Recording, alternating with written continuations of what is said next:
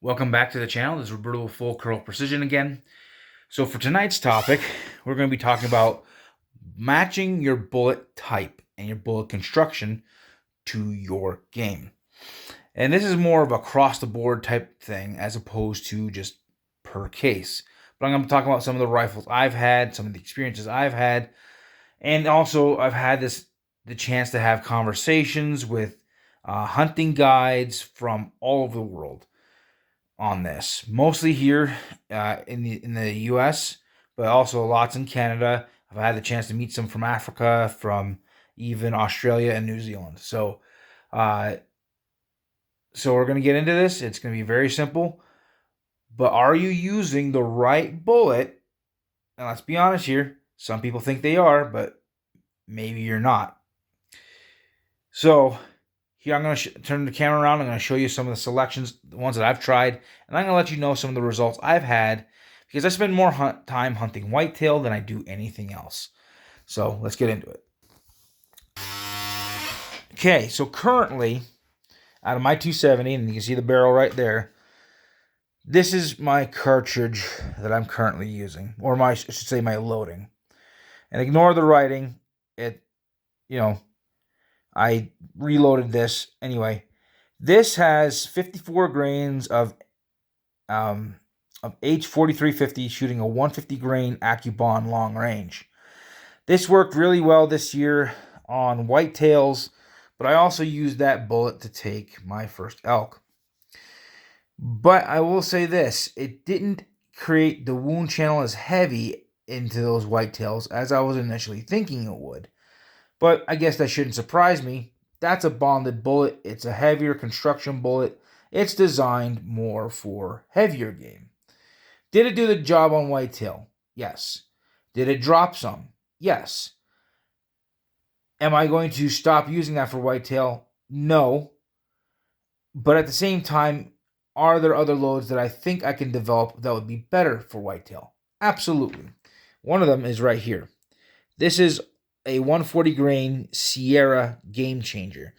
This is a cup and core bullet. It's considered a controlled expansion because it has a slightly heavier jacket than typical cup and core, as compared to something like an ELDX or ELDM. It's a little more stout. It has a slightly tougher core. This is a 136 grain terminal ascent. It is a bonded hybrid. And by that, the top half is a bonded lead core, and then the bottom half is a solid copper alloy. This is designed for deep penetration. Now, Federal designates this mainly for medium game. However, because of its type of construction, I do not believe that this would have a hard time within reasonable ranges being ethical on elk. It is a very tough bullet. And then these are some others that I've hunted with over the years. So this is a 7 rem mag. This is with the Hornady 154 grain interlocks. Basic cup and core soft point. It does a really good job. Good wound channel. A little too good of the wound channel. I think this is better in the ranges of 200 to 400 yards as far as its optimal performance with the velocities it's typically going. Magnums in general, the entire point of a magnum is to give more velocity. Therefore, I don't like to use both the 300 Win Mag and 7 Rem Mag. I wouldn't use on whitetail within 200 yards if you can help it. 2 loads of 308 there. One with a 165 grain Sierra Game Changer and a 150 grain tipped Fusion. And I found that they did a decent job.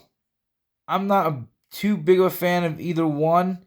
I'm not a big fan of 308 just because I found at range they tend to not expand as well as the 270s do because they tend to lack the velocity. So while these are good bullets and they do a great job, don't get me wrong, I'm not saying they aren't deer killers, but I found that for medium game, flatter, more open terrain, where you're shooting consistently past 300 yards, I found that the 270s to be a little bit better because they're maintaining their velocities so much better. And then the same thing here is with a 243 with a 90 grain Sierra Game Changer. Also really, now all of these do kill. There's no way around that. And oh, by the way, that 300 Win Mag, that's a 185 grain Berger Hybrid Hunter. All really good bullets, all really good options. But I'm going to tell you this. For medium game, Magnums as a whole, tend to be too much. You don't need them. They give you more recoil. They just don't offer any significant advantage, especially when you're talking about animals like whitetail, mule deer, pronghorn, fallow deer, axis, whatever sort of medium game. Maybe they're feral goats, feral sheep, anything that you can that falls into that medium game category. But I'm going to tell you this. If you are hunting, if you're the person that wants to have a one rifle option, then you need to develop multiple loads.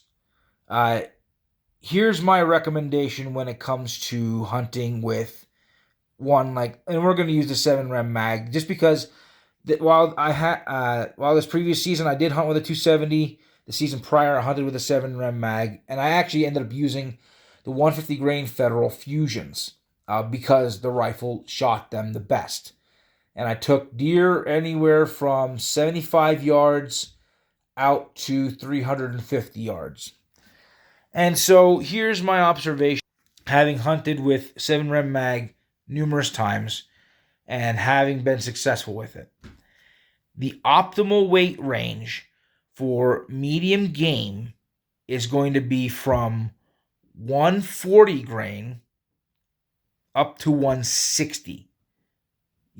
If you're exceeding 160, you're hitting some problems. One is the bullet's not going as fast as it should for proper expansion. The other side of it too is the bullet needs a larger muscle mass and bone mass in order to properly expand. So I have found that when it comes to hunting whitetails, especially where I am, and even back east where I grew up, and when I say back east, I mean New York State, I have found that a 270 with a 140 grain bullet, 130 to 140 grain bullet loaded hot within 400 yards is going to do everything, if not better, on whitetail than the 7 Rem mag will when you're going into 165s, 170, 175s. Those heavier bullets in a 7 Rem mag require more muscle mass to properly expand. And the thing is, the vast majority of whitetails just don't have that muscle mass. And the same thing with a mule deer, or a pronghorn, or a Coues deer, or even a fallow deer, or an axis, or any other medium game animal. They just don't have the same muscle mass as something like an elk, a moose, a sandbar, a Javan rusa, an eland, a wildebeest. Those are much larger, heavier animals. Therefore, those larger, heavier bullets have more resistance to be able to properly expand. So I don't recommend using bonded bullets beyond something like a Bond Strike or an AccuBond long range, because both of those, while bonded, typically tend to be a little bit in the softer side. The 136 grain terminal ascents also aren't the hardest, bonded material either, because they have the bottom of that shaft again is a copper alloy. So the tip is designed to expand well and then just hold together enough and then just keep channeling through for deep penetration. So yeah, what I'm going to go do with this is predominantly for myself in this 270, I'm going to go down to that 140 and just build off of that first. I am going to see if my rifle likes the 136 grain terminal sense. It didn't like it in the factory configuration, but I'm not sure if that was so much the bullet as it was the powder charges themselves. So I'm trying some different things and I'm going to try and see what my results are. But I will say this. If you're like me, you like the idea of having a good all-around type rifle. Well, if you're going to do that, then it's best to develop a good all-around type load, or even better, do what I'm doing, develop 2 or 3 loads, and then just have those based upon what you're going to be hunting for your area. If you're hunting somewhere east of the Mississippi River, where the vast majority of areas you're not going to be hunting, elk. Well, yeah, and let's say areas like Kentucky, Pennsylvania. I think Michigan has a season now for elk, if I'm remembering correctly. While that is growing, the vast majority hunting East Coast is still just whitetails and black bear. Neither one of those really require a heavy bullet. So I would recommend, if you're gonna hunt with something like a 7 Rem mag or a 300 Win mag, sticking with your lighter weight bullets. So like in the 7 Rem mag, you're again looking at 140 to 160 grain bullets. You don't need to be exceeding 160 for any whitetails. If you're going into a 300 Win mag, the 150s, 160, 165, anywhere in that, what's it, the 168 AccuBond long range? Yeah, anywhere in that range, you're going to have a hard time for those when it comes to, again, medium game. We're talking whitetail, mule deer, so on and so forth. And I know there's guys up in like areas like Alaska, parts of Canada. Caribou hit this weird thing because they're in their weight range.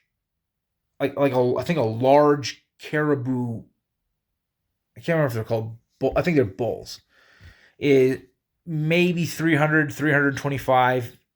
They're not like ultra huge, but they're not small animals, but they tend to be slightly heavier bones. So they're kind of like on this larger end of medium game, and like on the smaller end of large game.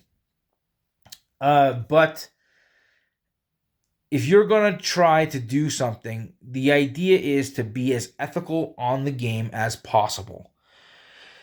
So with that in mind, what you're trying to do is match your bullet construction to your animal. And by doing so, you're going to have better success. The last thing you want to be doing is wounding animals and having to track them or completely losing them. That's not really responsible.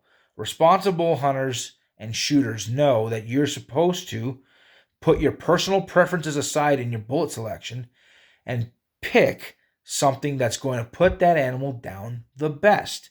It's less about your personal feelings of what you like and don't like, and more about the ethics behind what you're doing. That's really more important. Now, obviously, yeah, you can always go a little bit bigger. There's nothing wrong with that. Hey, the 30-06 has been knocking animals down for decades. So is the 270, the 308. Those are tried and trues. Go with them. But if you can get something that's a little bit hotter that matches your game, do it. And here's the other thing too, is for the guys who, not so much guys, but anyone that's a little bit more on the recoil sensitive side of it, this is where it kind of gets a little bit tricky, because you want to actually be able to enjoy and practice and get good with what you're shooting. My recommendation is, if you're going to get into a Magnum, do your best to get yourself a rifle that allows you to put some sort of muzzle device on the barrel. A brake, a suppressor. And if you don't have the money for something like a suppressor, go with the brake. You can get a basic muzzle brake like mine. What did I spend? Like $30 on eBay, something like that. So you can get a basic muzzle brake. It's a 5/8 by 24 threading. Nothing fancy. And you can get some really good hearing protection for under $100 by the time you do a muzzle brake in that. So, if you're wanting to shoot something a little bit larger in cartridge so you can throw those bullets a little bit faster, there's nothing wrong with that. But just make sure your rifle is set up to where it helps you be more accurate. Don't think that you're just going to automatically upgrade and not take more recoil. That's a reality. More cartridge means more recoil. And so balancing it out, here we're going to go back over this. Match your bullet construction and weight according to your game. Make sure you're throwing it with as best velocity as you possibly can with groups. That's the other thing too. The fastest velocity you can get while maintaining good groups. Make sure you're practicing. And most importantly, your selection on what you do has less to do with your personal preference than it has to do with what's good for putting that animal down as fast as possible. People talk about how much they hate how people hound them about hunters, anti-hunters, this, that, and the third. You know what? People can argue all they want about ethics, but the thing is, nothing argues against someone saying I'm an ethical hunter faster than wounding an animal and not recovering it. Be responsible. That's a living thing. You owe it every right to be put down fast without suffering. That's how it goes. We're not there to torture animals. We're there to kill them and eat them. That's it. Plain and simple. Nothing fancy about it. I mean, how else are you supposed to eat them? Alive? So here's the thing. If you're going to do something and you're going to represent a group, you need to represent the group the best way possible. So my recommendations are for this. If you're going to be hunting with something like a 308, any of the 30 calibers, and you're hunting something basic like whitetail, then anything in the 150 to 165 grain is absolute money. Perfect. 168 grain max. Okay, that's ideal. Like 150, 160, 165, 168, that's like ideal for the 30 calibers. If you're in something like a 28 caliber, 140, 150, 155, 160, those are perfect. Anything over that is also just that's elk medicine, not whitetail medicine. If you're in the 27 calibers, anything in the 120s, 130s, and the one up to about 140, absolutely ideal. Once you start getting into the 150, yeah, it's good, but I wasn't as impressed as I think the wound channel could have been. It was good. The animals died. That's for sure. But I think that I'm going to try to do these 140s and see if that does a little bit better, because they're going to be going a little bit faster. Once you get down into, something like if you're using the 6.5s, you don't need a 143 grain. You're trying to maintain, remember, you're trying to get your velocities up. I would stick with the 120 to no more than 140. You don't need to go above a 140 grain bullet. And try to push those velocities, get them up a little bit.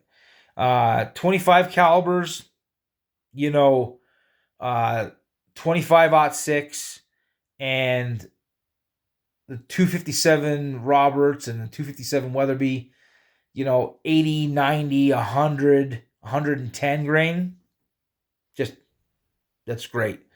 If you're in the 24s, 80, 90, 100, yeah, that's going to be ideal for those. Because, and the reason why you're going into the heavier grains the reason why you're going to start going into your heavier grains for like your 24s and your 25s is because your caliber is smaller. So therefore you're going to want to stick with a slightly heavier bullet. But yeah, find something that's going to be a good construction bullet that you can fling out at some really good velocities and practice. And if you're shooting a Magnum and it's making you flinch and you're having a hard time being consistent with the thing, get rid of it. Or if you don't want to get rid of it, get into something that's a standard cartridge. There's plenty of options. Even if you want something newer, okay, 6.5 PRC. That's a better option. 270 Winchester. If you want to spend and go fancy, go 280 Ackley. It all depends on what you're looking to do. 280 Remington. Actually, if you that's almost harder to get into than the 280 Ackley, especially when it comes to the rifles. But that's what I have for tonight. Be responsible, make the right selection, put your personal feelings aside, and make the logical choice. We'll talk to you later, and I appreciate the support.